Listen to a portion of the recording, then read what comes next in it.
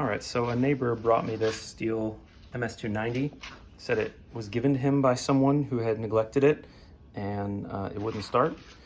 And there's some signs of neglect like rust on the bar and mold all over here. And what you may or may not know is that engines, like campfires, need three things in order to work properly. They need air, specifically the oxygen. They need fuel, in this case gasoline, in the case of a campfire wood, and they need heat, which comes from the spark plug. So you could say fuel, spark, and air. And with almost any machine, you can relatively quickly isolate the no starting condition to one of those three things. And so I'm just going to explain how I do it quickly on this one. When you pick up this machine and you pull it a few times, if you've started machines like this before, your arm will give you a sense of if it has compression or not. As you pull this, if it goes like da, da, da, da, da, da, da, that's compression. Now it may not be enough, but you can at least feel it in your hand if there's zero. So like if you have no spark plug or if you have a hole in the piston, it'll just feel like absolutely no resistance and that you won't get like the thudding. So I pulled this 3 times and it did nothing. It didn't make any attempt or sound like it wanted to start. So I popped the cover off, I popped the air filter off, and I took some carb spray. I went wide open throttle so that it gets all the way in there, and I just did 2 sprays like that. Now, many may comment that that's bad for the engine because this is just a fuel and this is a 2-stroke and the oil is supposed to be mixed with the fuel. And they're right that engines like this are supposed to run on a mixture of gas and oil, but I think they're wrong to say that it's detrimental or damaging to the engine to do 2 little squirts like this to see if it'll start. And I offer 2 pieces of evidence for that. The first is I've fixed around 300 of these 2-stroke engines on chainsaws, leaf blowers, weed whackers, etc., almost exclusively for my neighbors. And I see them regularly, and so if after fixing their machine I damage something, they would have given me feedback. Obviously, it could be a small amount of damage that shows up years later, and that's more or less unknowable. But I have seen no evidence that a small amount of fuel like this just to see if the machine will start up is damaging.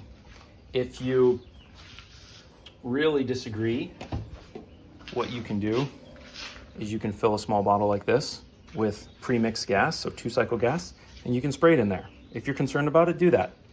But there are many, myself included, who find that this works fine and doesn't damage anything. The second piece of evidence I want to offer is while working for one of the major automotive manufacturers, I had a discussion with the engineer for turbochargers. And turbochargers spin around 200 to 300,000 RPMs, which is significantly faster than this, which is going to spin around 12,000 RPMs.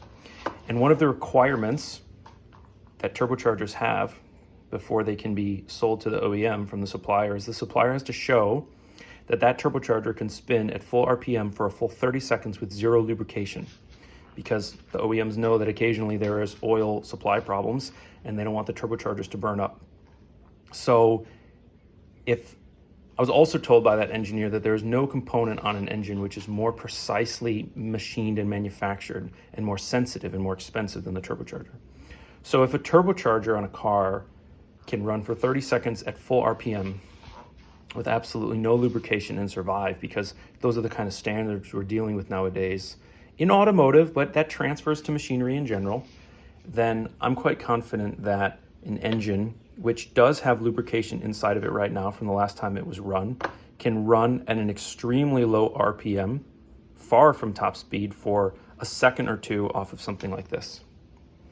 Nonetheless, that argument aside, I sprayed this down the throat of the carburetor, 2 little squirts. I tried to start it again. It coughed like it wanted to start, so that's my first indication that it has compression and it has spark and it's a fuel-related issue. And then actually when I went to restart it to make this video, it starts and runs just fine now.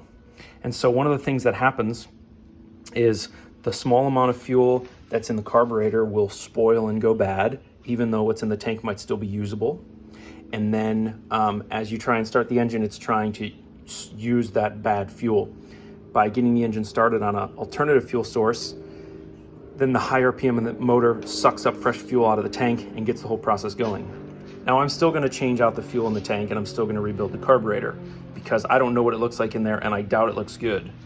But this machine is actually already up and running.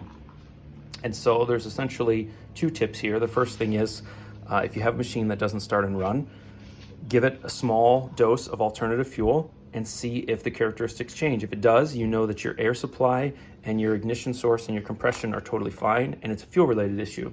And so you've isolated the machine essentially into thirds. The second tip is, if you have a machine that doesn't start and run, it could be that just helping it get started off an alternative fuel source is enough to then keep it running, because the majority of the fuel in the tank hasn't gone bad, but the small amount in the carburetor has gone bad. So I hope that helps somebody. Hope that helps you isolate your problem into thirds. And what you may find, certainly what I have found, is the vast majority, probably north of 75% of the problem with these machines is fuel, because fuel goes bad. And we don't really recognize that day to day because we put it in our cars and we use it within a week. But when a machine has been sitting 3 months, the fuel has almost certainly gone bad, and the machine will either have a problem starting or it won't start at all. All right, take care, guys.